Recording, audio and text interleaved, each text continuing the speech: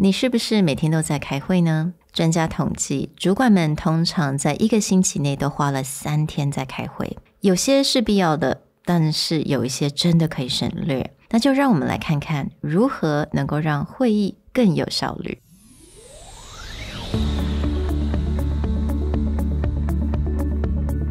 Hello， 欢迎来到 Executive Plus 主管与沟通力的 Podcast。I'm Sherry, an educator, certified coach, and style enthusiast. 我相信专业有效的沟通是语言跟逻辑的完美结合。And I'm Nick, a startup consultant, corporate trainer, and late-night gaming junkie. I believe great communication requires the right mindset and solid frameworks. 我们希望带给大家职场英语的技能、跨文化沟通技巧与其他能帮助您成为出色领导者的工具。Join us each week as we share our experience, research, and methodologies to take your communication and language skills from good to great.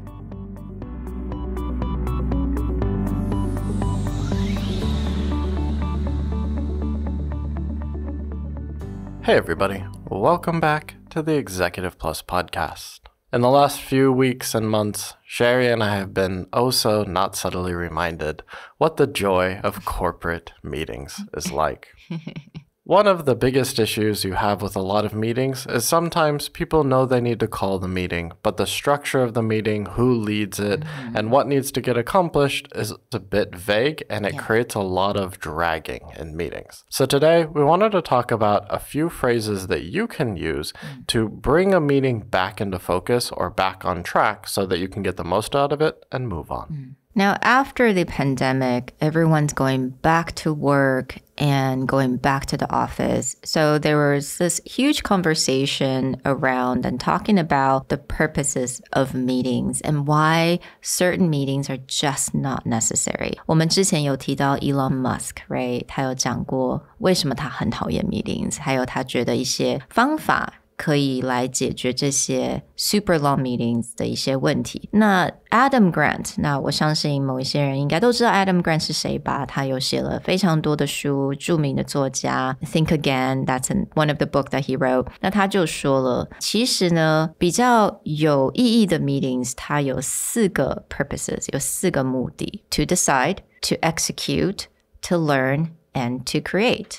Well, we agree with that.But we find that sometimes these super long meetings still fall into one of these 4 purposes. So 今天的单元我们希望能够提供一些句型，能够帮助你，不管你是主持人还是不是主持人，都可以帮助你如何的去规划跟 structure 你整个的会议呢，也能够让你的会议更有效率。So let's look at that first category. If you're in a meeting that is actually meant to decide something, but you find that people are perhaps getting too far into brainstorming or they're connecting it to topics that are not necessarily the decision itself, maybe they're good topics, but they're a tangent, they're something that needs to be discussed separately, how do you indicate people like, let's bring this back? Right. The first phrase you might use is, before we continue other discussion items, I'd like to finalize and then hit on that point. What do we need to decide? What is the final outcome of this meeting?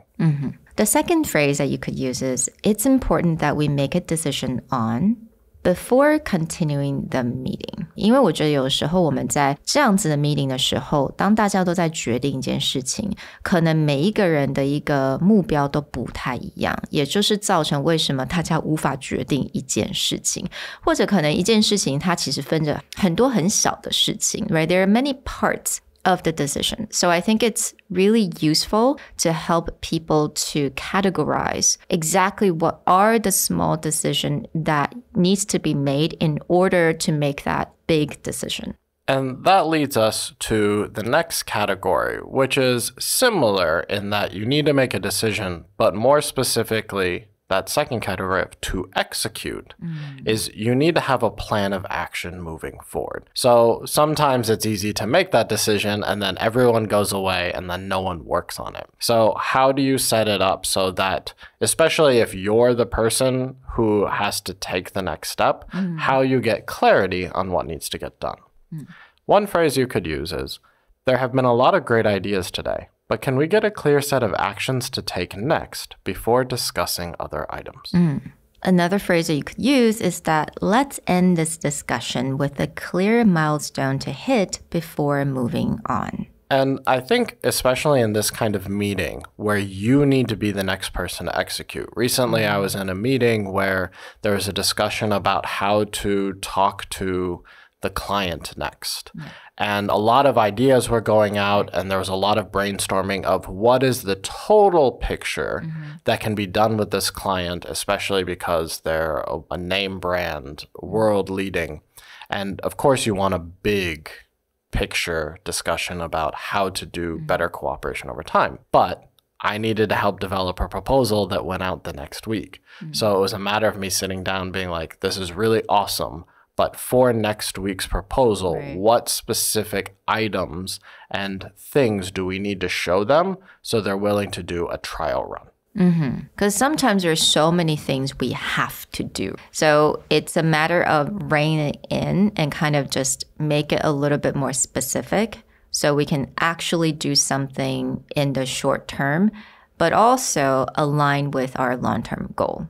Let's switch it up a little bit from things that at the end of it require an action or execution. Those are usually easier to rein in because everyone knows like, okay, yeah, we really need to get this thing done. That's why the meeting exists. But there are other times where you're having a meeting where you're literally there to learn something and there may not be a clear outcome. It's just about exchanging information.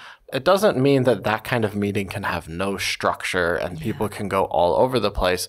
Otherwise, it goes from a really good opportunity to exchange ideas to a why am I here and what are we trying to do with this type of feeling. So if you notice that there doesn't seem to be a lot of focus or people are all over the place, you can use something like, I think a lot of this information is useful, but much of it is in the email. Are there any new pieces of information or things that we haven't discussed before that we could focus on? Another sentence that you could say is, I'm happy to look through these after the meeting. However, I think there is some information that we're missing, and I'd like to discuss it while everyone is together. What you're really highlighting with these phrases is that sometimes when people come to learn together, they just start recapping everything that was in an email or in some kind of brief that you can read, right? If people have the opportunity to read it, they should do that beforehand. If you need to make sure everyone's on the page, you can summarize things.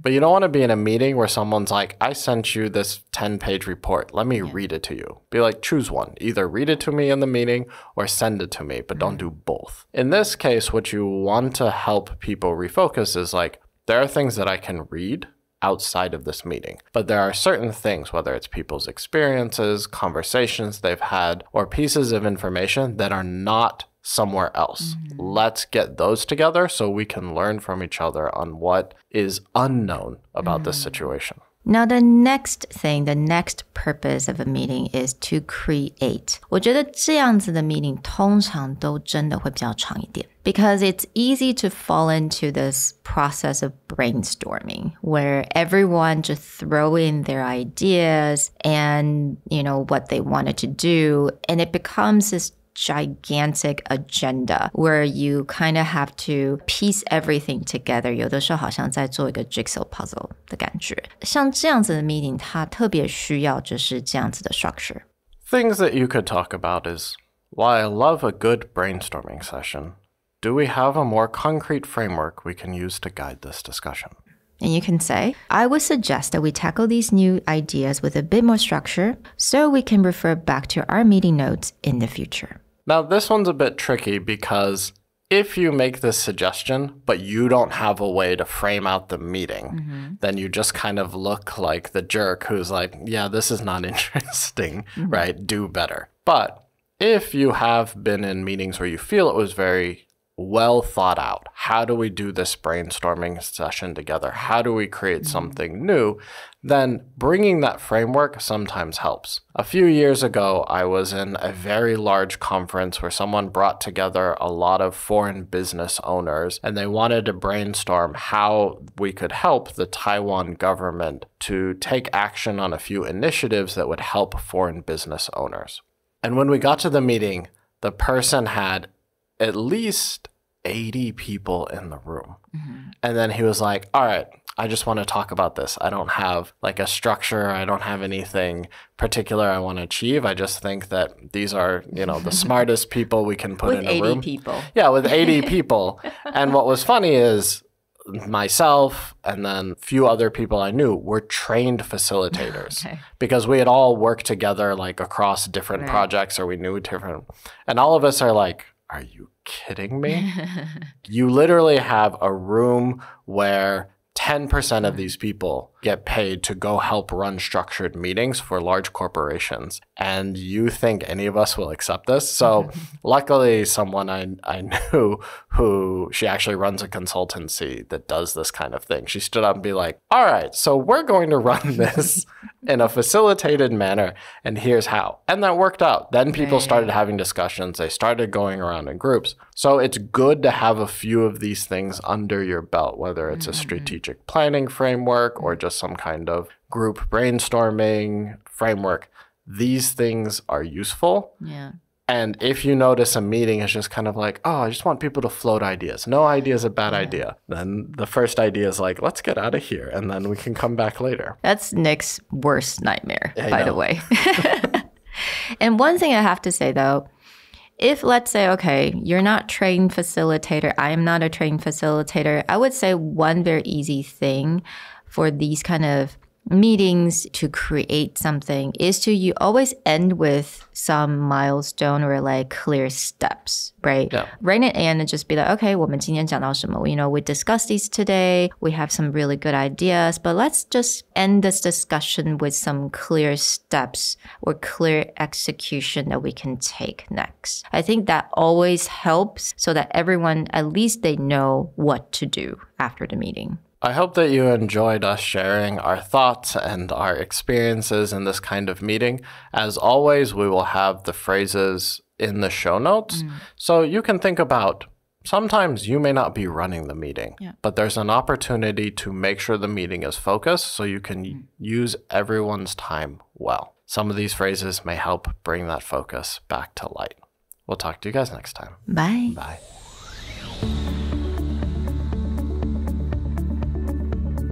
The Executive Plus podcast is a Presentality Group production, produced and hosted by Sherry Fang and Nick Howard. You can search us on Facebook, 主管英文 Executive Plus. You can also find us on Instagram, Communication R&D, and email us at sherry@epstyleplus.com.